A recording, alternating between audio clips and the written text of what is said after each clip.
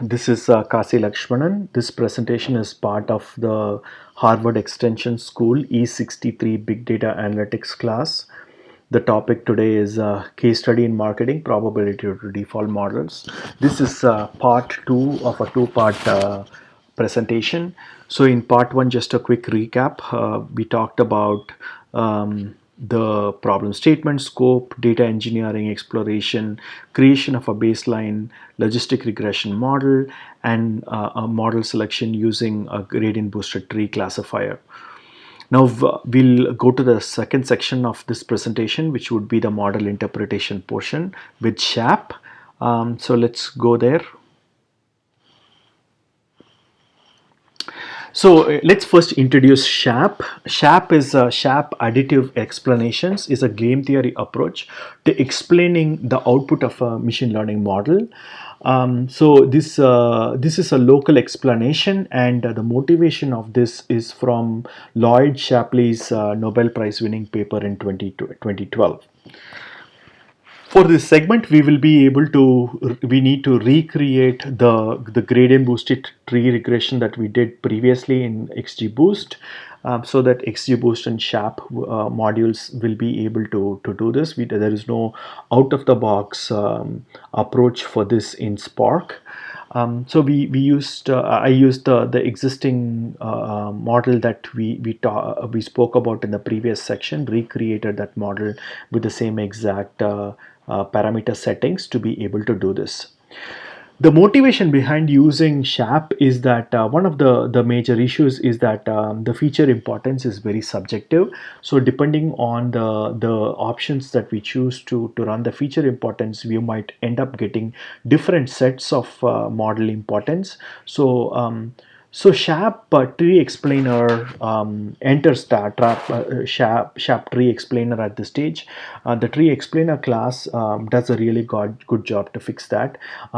Tree explainer class creates the SHAP values to be able to use for which we will use in the upcoming visualizations to be able to look at the model interpretation. Several out-of-the-box plots are available. The first one is the force plot that you see here.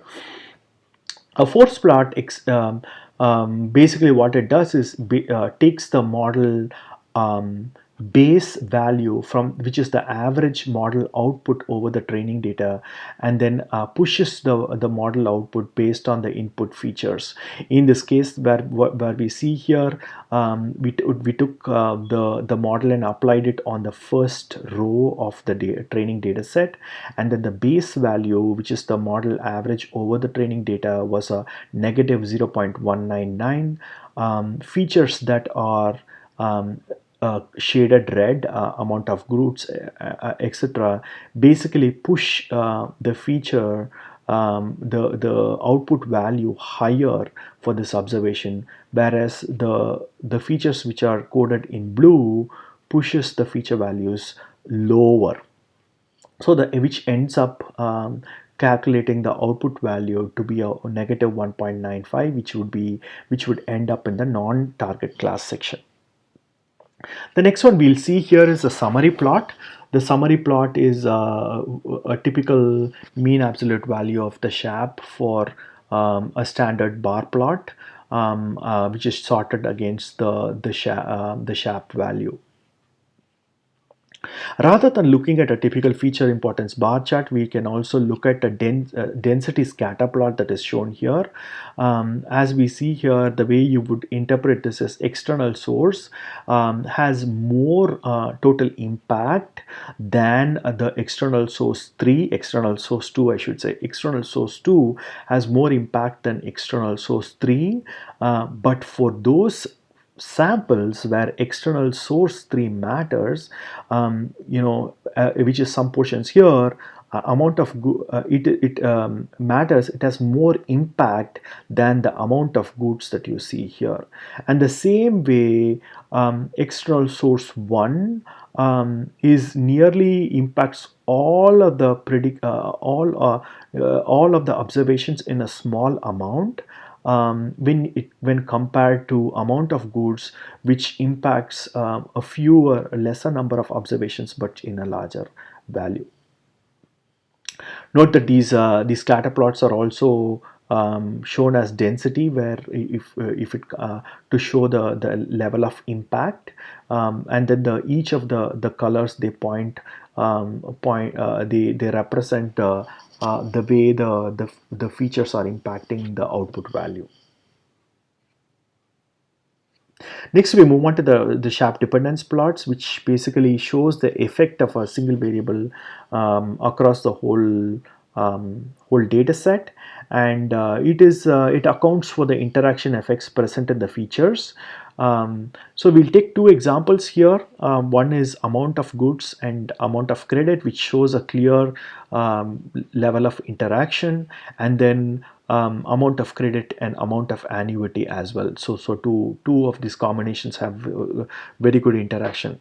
So the next type of plot we will be seeing is the interaction value plot, which basically is a summary plot of the SHAP interaction value, which shows the main effects on the diagonal and the interaction effects along the off diagonals. Now, when we look at the two variables that we saw here, amount of goods and amount of credit and amount of annuity. So amount of goods and amount of credit clearly shows the interaction value, and amount of credit and annuity here as well, both of them they show some interaction effects. The next is the interaction value heat plot, where you can clearly see this approach where amount of goods price and amount of credit, and amount of credit and annuity are two variables that show some level of interaction. Next section, we will move on to the next section now, which is the deep learning models for imbalance data. This will be one of the four sections that we talked about. So in this section, we will be using Keras TensorFlow environment and we will be using Google Colab for the training because it has a CPU TPU availability. At this stage, I have made the data available in TensorFlow, so it can in Google Colab, so it can be used for training. And first we inspect the imbalance. There's about 8% of positive class. Then we complete the data ingestion, test train, spread, and feature engineering portion. So that portion is done here, and then we end up we also consider the standard scaler as a feature scaling approach, and then we clip the features between a -5 and 5. These are our shape vector shapes for training, validation, and test data sets. And then next we will define the baseline model. The baseline model is defined in this function here. First we define the different metrics, and then it's going to it basically first we define the output bias term with the Keras initializer class constant function, and then the model that we define here is a Keras sequential model. The first layer of the sequential model is a dense layer with 16 neurons, activation, ReLU activation, and an input shape. We add a dropout layer here, and then the final layer is a dense class of output layer of activation sigmoid. The optimizer we used is an Adam optimizer, and then the loss function we used is a binary cross entropy loss. We use the metrics here to be able to run the model. Now when we do this, I considered 100 epochs, and the batch size is slightly higher than the typical batch size because we have very low event rates in the data. Also, callback early stopping was used with patients 10 and verbose 1. Patients 10 and mode max.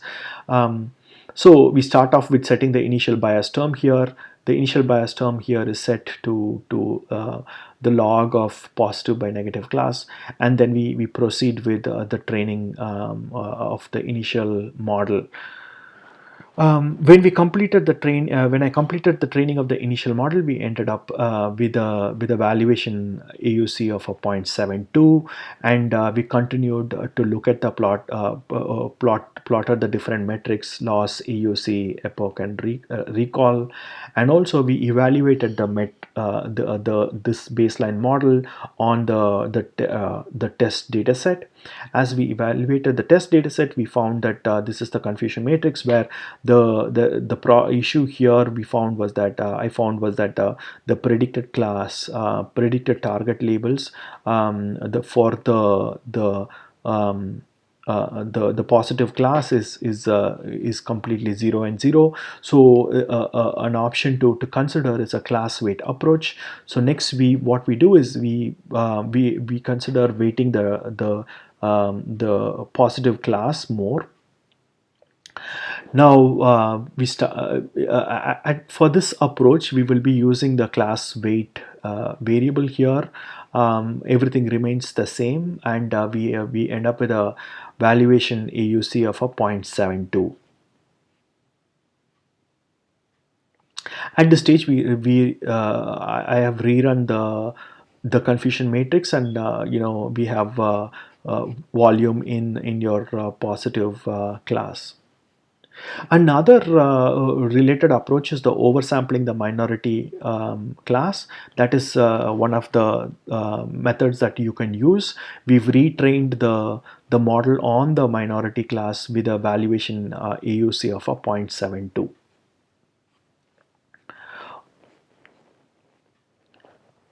So at this stage, we will consider a simple model comparison of the four methodologies. The logistic regression model, it basically it produces very effective results but it does not generalize well. The cons of that approach that I've seen is that the AUROC on the training data set really needs much improvement, and so we would need to write a lot of manual code to be able to interpret the variables, as well as create model summaries.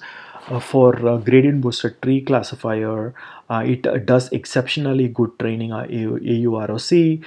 SHAP is very helpful in model interpretation, but then the cons are that it needs more research with respect to generalization, regularization. Also, one of the things that I have to consider is a broader hyperparameter tuning approach. Spark also has very limited features here. There is no, as far as I know, no early stopping criteria or random search capabilities. Then the approach 3, which is the deep learning methodology, is very effective out of the box. It generalizes well as well.